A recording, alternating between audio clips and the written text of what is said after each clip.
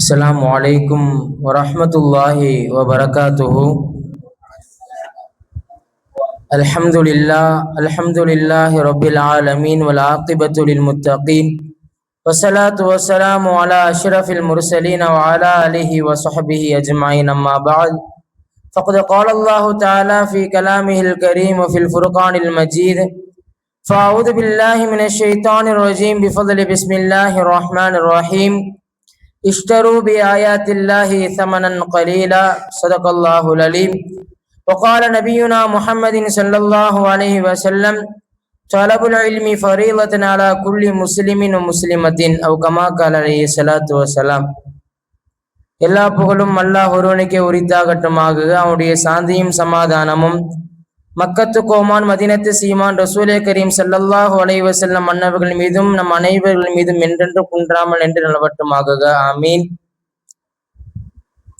மார்க்க கல்வியும் மந்த நிலையும் என்ற தலைப்பின் கீழ் மார்க்க கல்வியை பற்றி இஸ்லாம் பல்வேறு முக்கியத்துவங்கள் கொடுத்துள்ளது, அதற்குண்டான வழிவகைகளை செய்துள்ளது.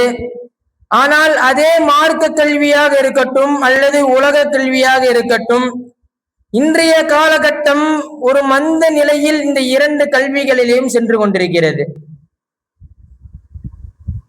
ஆரம்ப காலகட்டத்தில் பார்த்தால் அல்லாஹ் பல நபிமார்களுக்கு பல வகையான மோஜிசாக்களை கொடுத்தான்.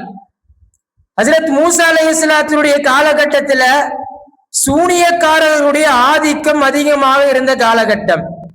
அவர்களை எதிர்கொள்வதற்காக மூசா அலைஹிஸ்ஸலாம் இருக்கு அல்லாஹ் குச்சியை கீழே போட்டால் பாம்பாக மாறக்கூடிய அந்த மோஜிசாவை அல்லாஹ் வழங்கினான் அவர்களை எதிர்ப்பதற்காக. ஹஜ்ரத் ஈசா அலைஹிஸ்ஸலாத்துடைய காலத்தை எடுத்து பார்த்தால் மருத்துவர்களுடைய ஆதிக்கம் நிரம்பி வழிந்த காலகட்டம். அந்த காலகட்டத்தை போன்ற மருத்துவர்கள் இல்லாத சூழல் என்று சொல்லப்படக்கூடிய காலகட்டம். அப்பேற்பட்ட காலகட்டத்தில் ஹஜ்ரத் ஈசா அலைஹிஸ்ஸலாத்துக்கு அல்லாஹ் வழங்கிய மோஜிசா வெண்குஷ்டம் உள்ளவருடைய தடவினால் அது குணமாகக்கூடியது. மேலும் பிறவி குருடை நிற்கக்கூடிய அந்த மருத்துவ குணத்துடைய மோஜிசாவை அல்லாஹ் வழங்கினான். ஹஜ்ரத் இப்ராஹிம் அலைஹிஸ்ஸலாத்துடைய காலத்தை எடுத்து பார்த்தால் சிலை வணங்கிகள், நெருப்பு வணங்கிகள் நிரம்பியிருந்த காலகட்டம். அவர்களை எதிர்ப்பதற்காக ஹஜ்ரத் இப்ராஹிம் அலைஹிஸ்ஸலாமின் நெருப்பு கூண்டத்தில் போடப்பட்ட பொழுது அந்த நெருப்புக்கே பவர் கொடுப்பது அல்லாதான், அந்த நெருப்புக்கே ஆற்றல் வழங்குவது அல்லாதான் என்பதை அந்த மக்களுக்கு புரிய வைக்கும் விதமாக, நெருப்புக்கு பவர் இல்லை என்பதை புரிய வைக்கும் விதமாக அல்லாஹ் தஆலா இந்த மோஜிசாவை இப்ராஹிம் அலைஹிஸ்ஸலாத்திற்கு வழங்கினான். ஹஜ்ரத் தாவூத் அலைஹிஸ்ஸலாத்தினுடைய மோஜிசாவை எடுத்து பார்த்தால் அன்றைய காலகட்டம் இரும்பு புழக்கம் அதிகமாக இருந்த காலகட்டம். இன்னைக்கு எப்படி தங்கம் போலையோ, இன்னைக்கு எப்படி வெள்ளியோ, அன்னைக்கு தாவூத் அலைஹிஸ்ஸலாத்துடைய காலத்தில் இரும்பனுடைய ஆதிக்கம் தங்கத்தை போன்ற அன்றைய காலத்தில். அப்போ தாவூத் அலைஹிஸ்ஸலாத்துக்கு அல்லாஹ் கொடுத்த மோஜிசா இரும்பை கையை தொட்ட இரும்பு உருக்குகின்ற ஆற்றலை தாவூத் அலைஹிஸ்ஸலாத்திற்கு அல்லாஹ் வழங்கினான். இவ்வாறாக ஒவ்வொரு நபிமார்களுக்கும் அந்த காலத்திற்கு ஏற்பட்ட மோஜிசாக்களையும் அந்த ஆற்றல்களையும் அல்லாஹ் வழங்கினான். ஆனால் நம் நபி ஸல்லல்லாஹு அலைஹி வஸல்லம் அல்லாஹ் வழங்கிய மிகப்பெரிய மோஜிசா என்னவென்று தெரியுமா? மிகப்பெரிய ஆற்றல் என்னவென்று தெரியுமா? குர்ஆன் என்கிற மாபெரும் இல்மை அல்லாஹ் இந்த சமுதாயத்திற்கு வழங்கிய ஆற்றல் தான். ஏன் என்று தெரியுமா? ரசூலுல்லாஹ் வாழ்ந்த காலகட்டம், அந்த அரபு தேசத்தினுடைய ஆதிக்கம் என்னவென்று தெரியுமா? அரபு இலக்கணத்தில் புலமை பெற்றிருந்த காலகட்டம். யார பார்த்தாலும் அரபியிலே அச்சசல பேசுவாங்க. இன்னைக்கு எப்படி நம் தமிழ்ல உரையாற்றுகிறோம் அல்லவா, சாதா தமிழ் இலக்கண தமிழ் என்று உரையாற்றுகிறோம் அல்லவா, அதே போன்று அன்றைய அரபு காலத்திலே அரபி மொழியினுடைய இலக்கணத்திலே பேசுவார்கள். அந்த அளவுக்கு அரபு மொழி புலமை பாய்ந்திருந்த அந்த காலகட்டத்தில் இதை எதிர்ப்பதற்காக அல்லாஹ் கொடுத்த ஒரு மாபெரும் ஆற்றல் குர்ஆன் என்கிற இல்மு. அந்த அரபு தேசமே வியந்து போனது. எழுத படிக்க தெரியாத இந்த உம்மி நபி எப்படி இப்படியெல்லாம் மாயத்தை கொண்டு வருகிறார், எப்படி இப்படியெல்லாம் ஒரு இல்மு சார்ந்த இலக்கணத்தை கொண்டு வருகிறார் என்று அந்த அரபு தேசம் வியந்தது. இப்ப இவர்களை இருப்பதற்காக குர்ஆன் என்கிற அந்த இல்மை அல்லாஹ் வழங்கினான். அந்த காலத்துல பல பேர் இருந்தார்கள், நான் குர்ஆனை போன்று ஒரு ஆயத்தை கொண்டு வர போறேன், குர்ஆனை போன்ற ஒரு அத்தியாயத்தை கொண்டு வரப்போ நிறைய பேர் எழுந்தாங்க. ஒருத்தர் சொன்னாரு, அல்ஃபீல் மல்ஃபீல், யானையின் மீது சத்தியமாக. யானைனா என்ன தெரியுமா? ஒமாதிராக்க மல்ஃபீல் சம்பு கசீர், அதுக்கு பெரிய தும்பிக்கை இருக்கிறது. அப்படி சொல்லி குர்ஆனுக்கு ஈக்குவலா கொண்டு வருவதற்காக நிறைய பேர் கிளம்பினார்கள். ஆனா அங்கல செல்லுபடியாகல. ஏனென்றால் குர்ஆனுடைய அந்த ஃபசாஹத்தும் பலாகத்தும், அந்த அரபினுடைய பலாகத்தை அறிந்த இல்முடைய மக்களாக அன்றைய குறைஷிகள் இருந்தார்கள். இன்னும் ஒரு உதாரணம் சொல்ல வேண்டும் என்று சொன்னால், முசைலமத்துல் கذாப் என்ற பெரிய பொய்யன், தான் நபி என்று வாதிட்ட முசைலமத்துல் கذாப் என்ற பெரிய பொய்யன் ஆயத்தெல்லாம் சொல்ற, எனக்கு இந்த மாதிரி வகி இறங்குது. போய் இவங்களை பார்க்க அம்ர் இப்னு ஆஸ் என்ற தோழர் செல்கிறார், சஹாபி அம்ர் இப்னு ஆஸ். அப்போ அம்ர் இப்னு ஆஸ் இஸ்லாத்தை தழுவவில்லை. அப்பொழுதே அம்ர் இப்னு ஆஸும் முசைலமாவும் ஒரு தோழர்களாக இருக்கிறார்கள். அப்ப முசைலமாவை பார்க்க போறாங்க அம்ர் இப்னு ஆஸ். வாருங்கள் அம்ரு, உங்கள் மீது நாசம் உண்டாகட்டுமாக. என்னங்க, அப்ப அம்ரு கேட்டாங்க, வாருங்க உங்க மீது நாசம் உண்டாகட்டுமாக. உங்களுக்கு வந்திருக்காரு அந்த முகமது, இப்ப என்ன சொல்லியிருக்காரு, என்ன ஆயத்தை கொண்டு வந்திருக்காரு என்ன சொன்னப்போ அம்ர் இப்னு ஆஸ் சொன்னாங்க, வல் அஸ்ரு இன்னல் இன்சான லஃபீ ஹுஸ்ர் என்ற வல்லஸ்ரு சூரா ஓதி காமிக்கிறாங்க. அப்போ அந்த முசைலமா பார்த்து, இவ்வளவுதானா, அல்லாஹ் எனக்கும் தான் ஆயத்தை இறக்கி இருக்கான்.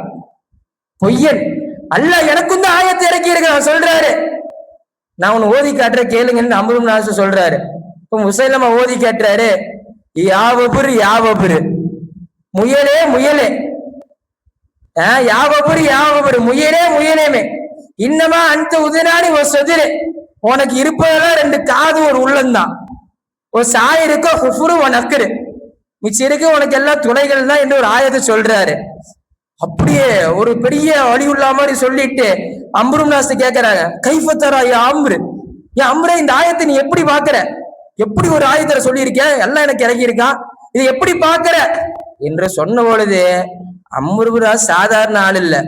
குறைஷிகளில் பேச்சாற்றல்களில் விவாதங்களில் மிகவும் புலமை வாய்ந்தவர், மிகவும் பிரசித்தி பெற்றவர். அம்ர் இப்னு ஆஸ் அந்த இலக்கணத்திலே தேர்ச்சி பெற்றவர். அப்படிப்பட்ட அம்ர் இப்னு ஆஸ் கைஃபத்தரா யா அம்ரு, இந்த ஆயத்து எப்படி இருக்கு அப்படி கேட்டப்போ அம்ர் இப்னு ஆஸ் சொன்னாங்க, வல்லாஹி இன்னக லதஅலமு அன்னி அலமு அன்னக தக்தீப், நீ பொய் சொல்றன்று எனக்கு தெரியுங்கிறது உனக்கும் தெரியும். அவர் சொல்றாரு அம்ர் இப்னு ஆஸ், எப்பா நீ பொய் சொல்றது எனக்கு தெரியுது உனக்கு தெரியும். இப்ப பொய் சொல்றது அம்ர் இப்னு ஆஸ் கண்டுபிடிச்சிட்டாங்க. ஏனென்று தெரியுமா, அவர்கள் சார்ந்திருந்த அந்த அரபு தேசம் இலக்கணத்தில் ஃபசாஹத் பலாகத்தில் தேர்ச்சி பெற்றதின் காரணம். அது குர்ஆனுடைய அடிப்படை சொல்கின்ற விஷயம் என்னவென்று தெரியுமா, குர்ஆன் அருளிய ஆரம்பமே கல்வியுடைய நோக்கத்தை கொண்டுதான் குர்ஆன் இறக்கப்பட்டது. அதனுடைய ஆரம்ப வசனமே இக்ரா, படியுங்கள் என்று சொல்லிதான் அல்லாஹ் தஆலா ஆயத்தை இறக்கினார். குர்ஆன் இஸ்லாத்தினுடைய ஆரம்பம் இல்ம்.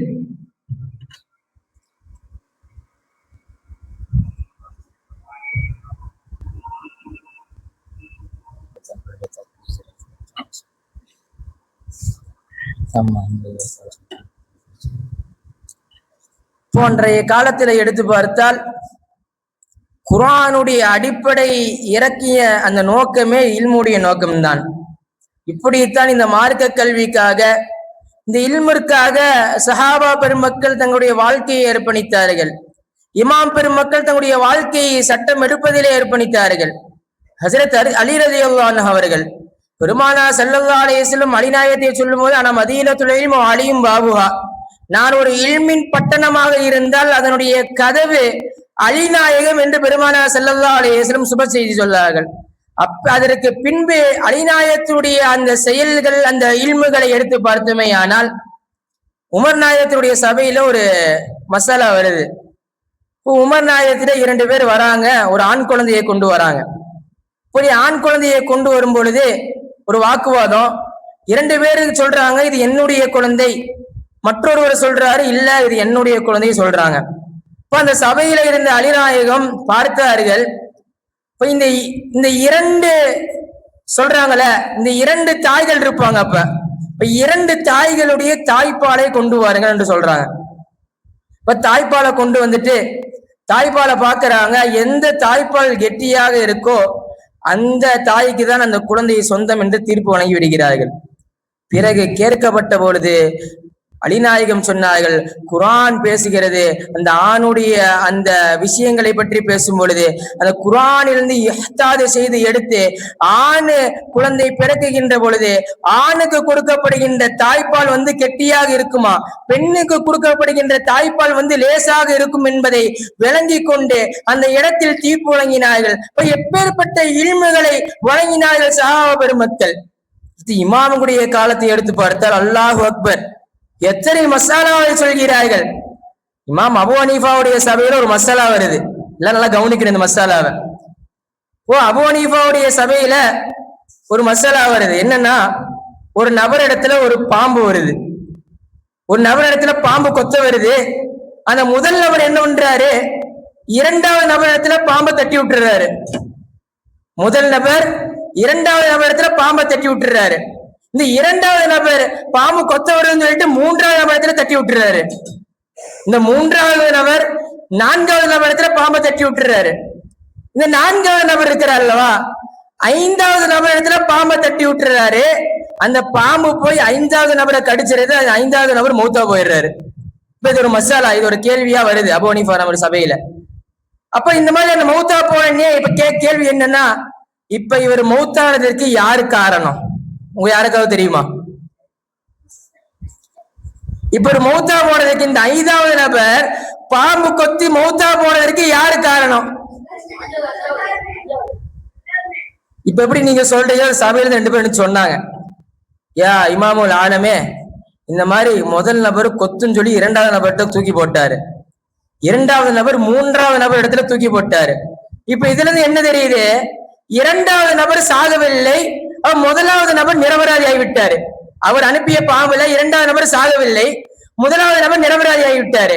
இந்த மூன்றாவது நபர் நான்காவது இடத்துல அமுச்சு விட்டுறாரு. மூன்றாவது நபர் சாகல, அப்ப இரண்டாவது நபரும் நிரபராதி, இவர்னால இவருக்கு போல. இப்போ இந்த நான்காவது நபர் தட்டி விடுறாரு பாம்ப.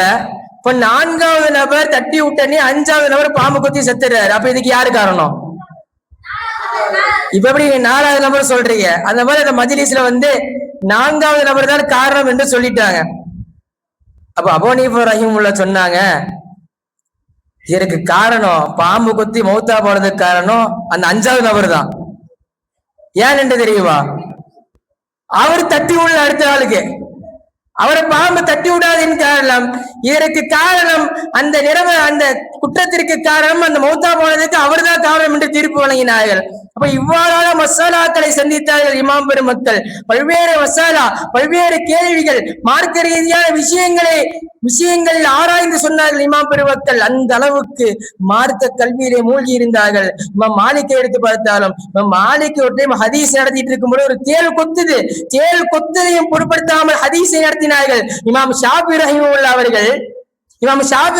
அவர்கள் ஓதிக்கொண்டிருக்கிற காலகட்டத்துல ஒரு வீட்டுக்கு ரொட்டியும் எண்ணெயும் தொட்டு சாப்பிட போவாங்களாம்.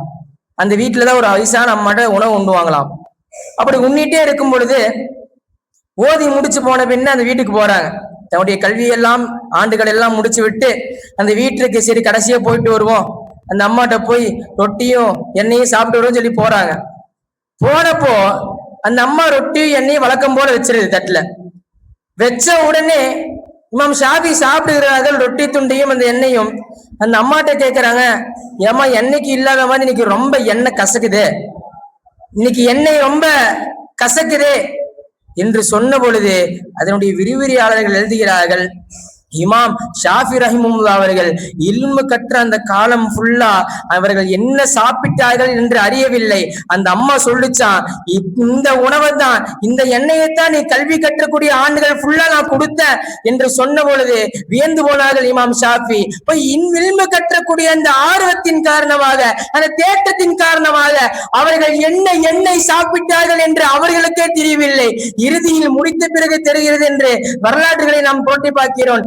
ஆனால் இல்மு தேடக்கூடிய தேட்டம் உள்ள அந்த காலம் வேறு, இன்றைய காலம் அதற்கு அப்படியே ஆப்போசிட்டா மாறிவிட்டுச்சு. மார்க்க கல்வியை விட அந்த மார்க்க கல்வியும் உலக கல்வியும் கற்பதிலே மந்த நிலை. எனவே மந்த நிலைனா புரியுதா?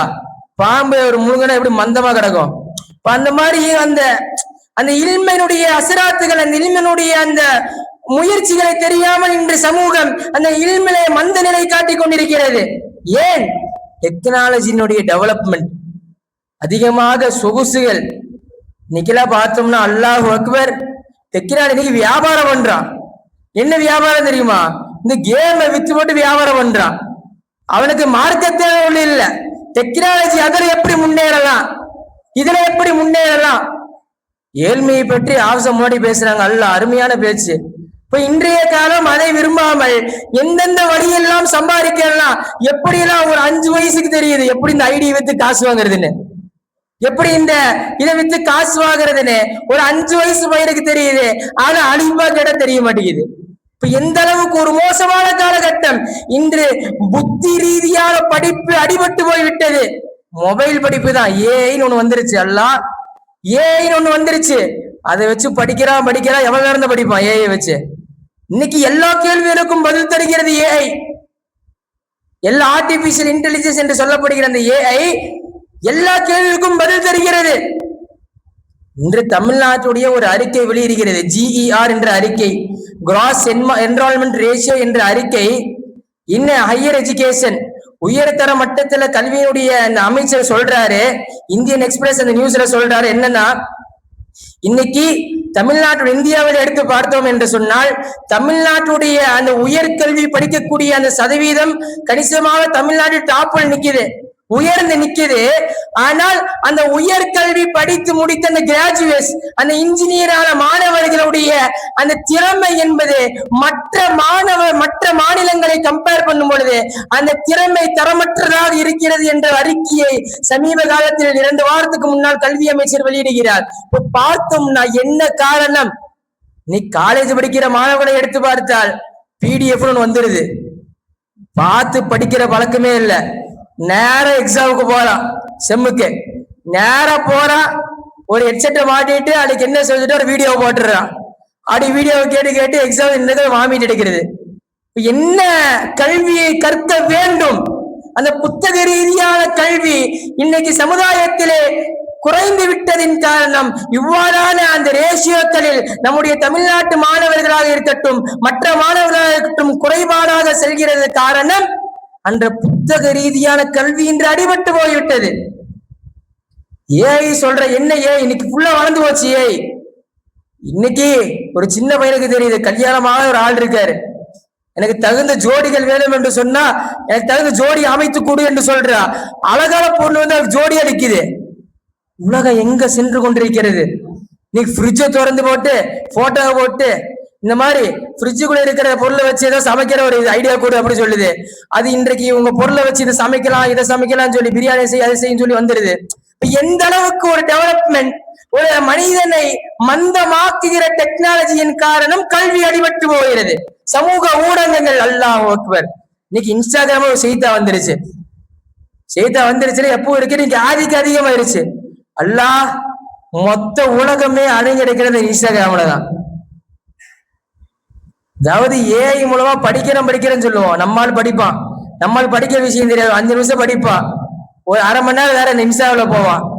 இந்த அளவுக்கு சமுதாயத்தினுடைய கல்வி அடிபட்டதின் காரணம் இந்த டெக்னாலஜி. ஏஐயால் எல்லாம் செஞ்சு விட முடியுமா? ஆர்டிபிஷியல் இன்டெலிஜென்ஸால் அத்துணை காரியங்களும் செஞ்சு விட முடியுமா என்று கேட்டால் கேள்விக்குறிதான். ஹைதராபாத்தை சேர்ந்த ஒரு சயின்டிஸ்ட், ஸ்ரீநாத் என்ற சயின்டிஸ்ட் சொல்றாரு, இன்னைக்கு ஏஐ தோற்று போய்விட்டது. AI struggles to predict earthquake. பூகம்பங்கள் சமீப காலத்தில் நடைபெற்று அல்லவா, அந்த பூகம்பங்களை கண்டுபிடிக்கிற விஷயங்களில் ஏஐ தோற்று போனது. இயற்கை சீற்றங்களுடைய விஷயங்களில் ஏஐ தோற்று போனது. அவர் சொல்றார், அறிக்கை விடுகிறார் இந்தியன் எக்ஸ்பிரஸிலே. இன்னைக்கு அடிபட்டு போனது. இந்த மாதிரி பூகம்பங்களோ புயல்களோ சுனாமிகளோ வருகிற பொழுது அந்த ஏஐ வைத்து ஒரு பிரோஜனமும் இல்லை. ஆக நாம் விளங்கிக் கொள்ள வேண்டியது இந்த ஏஐயால் தான் உலகம் நடைமாறுகிறது என்ற அந்த கருத்தை உடைக்க வேண்டும். மாறாக புத்தக ரீதியான படிப்பு தான் இன்றைக்கு உங்களுடைய அறிவை மென்மேலும் அதிகரிக்க செய்யும். அன்பானவர்களே, இன்னைக்கு சில பேர் சொல்றான் மார்க்க கல்வி வேறு, உலக கல்வி வேறு. கல்வியை எடுத்து பார்த்தால் மார்க்க கல்வி வேறு, உலக கல்வி வேறு. மார்க்க கல்வி வேறு இல்ல, உலக கல்வி வேறு இல்லை, இரண்டும் ஒன்றுதான். அதை பிரித்ததுதான் நம் செய்த மிகப்பெரிய தப்பு. அது எப்போ பிரிக்கப்பட்டது என்று சொன்னால், இன்னைக்கு எப்படி யூனிவர்சிட்டிகளில் எப்படி சயின்ஸ், பயாலஜி, கெமிஸ்ட்ரி போன்ற பல்வேறு துறைகள் இருக்கிறதோ, அதே போன்றுதான் அன்றைய காலகட்டத்தில் கிட்டத்தட்ட 200 ஆண்டுகளுக்கு முன்னால் இஸ்லாம் என்கிற ஷரியத்தும் ஒரு கல்வியாக இருந்தது யூனிவர்சிட்டிகளில். இந்த ஷரியத், இந்த மார்க்கம் கல்வி அத்துணை காலேஜ்களிலும் அத்துணை யூனிவர்சிட்டிகளிலும் போதிக்கப்பட்டது. எப்ப ஆங்கிலேயன் பிரிட்டிஷ் உள்ள வந்தானோ, இந்த மாதிரி எங்களுடைய யூனிவர்சிட்டிகளில் எங்க கல்விதான் இருக்கணும், உங்க கல்வியை நீங்க கற்றுக் கொடுக்கணும் என்று சொன்னால் அதுக்கு தனியாக மதரசாக்களை வைத்துக் கொள்ளுங்கள், தனியாக கூடங்களை வைத்துக் கொள்ளுங்கள் அறிவித்து விட்டான். அதனுடைய விபரீதம் என்ன தெரியுமா? இன்றைக்கு மார்க்க கல்வி வேறு, உலக கல்வி வேறு என்ற அந்த பிரிவினை உண்டாக்கி விட்டது. இன்னும் விபரீதம் என்னவென்று தெரியுமா? அந்த யூனிவர்சிட்டிகளில் படித்து ரேங்க் ஹோல்டராக இருக்கிற பல்வேறு நபர்கள், பல்வேறு ஜாபுகளில் இருக்கிறவருக்கு அடிப்படை மார்க்க கல்வி, ஒழு, தயமோ, குளிப்பு போன்ற ஒரு சட்டமும் தெரிவதில்லை. இன்றைய சூழல் அப்படி மாறிவிட்டது. மார்க்கத்தின் மந்த நிலை அன்பானவர்களே. மார்க்க கல்வி என்பது அது உலக கல்வியை மட்டும் படிப்பது மார்க்க கல்வி அல்ல. அல்லாஹ் சொன்னது கல்விதான். படியுங்கள். அல்லாஹ் ஆரம்பத்தில் கல்வியை போதிக்கிறான். ஆனால் எப்பேற்பட்ட கல்வி என்று தெரியுமா? உடைய படைத்த இறைவனுடைய பெயரை சொல்லி படியுங்கள். களிமண்ணால் இந்த மனித வர்க்கத்தை படித்தவனின் பெயரை சொல்லி படியுங்கள். அல்லாஹ்வுடைய அந்த அல்லாஹ்வுடைய இறையச்சமும் சேர்ந்து படிப்பதுதான் மார்க்க கல்வி என்று அல்லாஹ் கூறுகிறார். கல்வியை தனியா எடுப்பது நோக்கம் அல்ல. இந்த இடத்தில் மார்க்க கல்வியை அந்த இறையச்சத்தோடு படிப்பதுதான் உண்மையான நோக்கமாக இருக்கிறது என்பார்களே. ஆக குர்ஆன் வாள்களையும் கேடயங்களையும் பேசுவதில்லை. குர்ஆன் பேராக்களை பற்றி பேசுகிறது, சூரத்துல் கலமை பற்றி பேசுகிறது. அது மட்டுமல்லாமல் ஒரு ஆயத்து வருதா அல்லவா, ரப்பி, அந்த ஆயத்தை எடுத்து பார்த்தால் இந்த உலகத்தில் கூடிய கடல்களை நீங்கள் மையாக ஆக்கினாலும் அல்லாஹ்வுடைய அந்த விளக்க உரையை உங்களால் முந்த முடியாது என்ற அந்த ஆயத்திற்கு ஏற்ப குர்ஆன் மைகளை பற்றியும் பேனாகளை பற்றியும் தான் பேசுவதாக. அன்பானவர்களே, நாம் முற்படுத்த வேண்டியது முதலாவதாக இந்த மார்க்கத்தில் உள்ள கல்வியின் உள்ள அந்த மந்த நிலையை போர்க்க வேண்டும். மேலும் அடுத்ததாக நாம் முற்படுத்த வேண்டியது இந்த மார்க்க கல்வியோடு சேர்த்திய அந்த இறையச்சம் வாய்ந்த அந்த உலக கல்வியைத்தான் இந்த சமுதாயம் போதித்தால், இவ்வாறான கல்வியை போதித்தால் நம்முடைய முஸ்லிம் சமுதாயம் தலை நிமிர்ந்து நிற்பதற்கு ஒரு காரணமாக ஆகிவிடும். ஆக வல்லோன் அல்லாஹ் அப்பேற்பட்ட பாக்கியத்தை நம் அனைவர்களுக்கும் தருவானாக. கல்வியிலே மிக தேர்ச்சி பெற்றவர்களாக அல்லாஹ் நம் அனைவரையும் ஆக்கி அல்வாளிப்பாராக. பிற்காலத்தில் மகான்களாக கல்வி உடையவர்களாக இந்த உலகம் போற்றக்கூடிய மாணவர்களாக அல்லாஹ் நம்மளை ஆக்கி அல்வாளிப்பானாக. வாஹிர் தஅவானா அல்ஹம்துலில்லாஹி ரப்பில் ஆலமீன். அஸ்ஸலாமு அலைக்கும் வரஹ்மத்துல்லாஹி வபரகாத்துஹு.